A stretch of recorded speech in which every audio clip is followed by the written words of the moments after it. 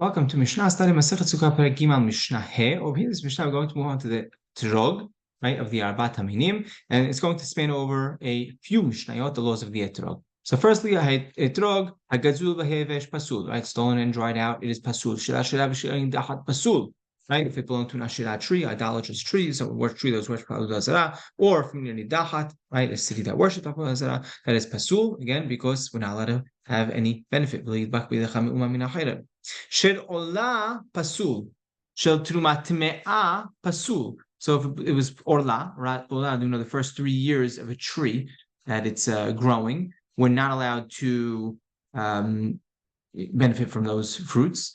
So that is Pasul. It's not considered a pri, right? When it needs to be pri etzadar, because it's not a fruit, right? For all intents and purposes, it's not a fruit that you could eat. And shel trumat tme'ah pasul, right? Trumat tme'ah, truma that became tameh, is also not fit for eating, and therefore, same idea that it can't be used as a fruit.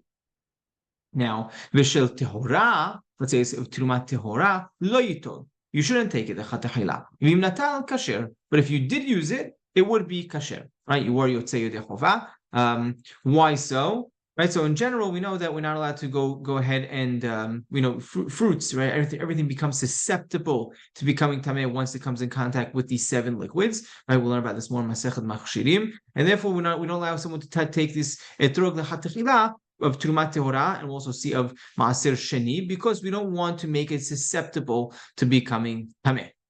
Right, so that's the reason we can't use it according to Rambam. Let's read through this Mishnah because we're going to get to a machloket or actually a statement regarding Maaser Sheni. Before we get there, Shel Demai Bet Shemai Poslim Beti Lemachshirim. If it's of Demai, remember Demai is that the fruits of Nama'aretz, right? Which we say, oh, he for sure took off Teruma, but Ma'asrot, we don't know if he took off or not.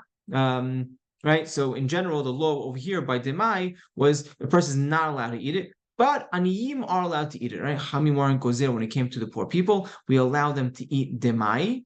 And because person has an option, if he wanted, to make all his property hefker, right? Ownerless. It's not mine anymore. And then he's considered an ani, and he wouldn't be allowed to use this etrog. So too over here, we allow him to use a regular etrog of demai, right? Even without being mafkir his nechasim, even without making all his property ownerless, right? That's according to Bet Hillel, right? Bet Shammai poslim, Bet Hillel machshirim.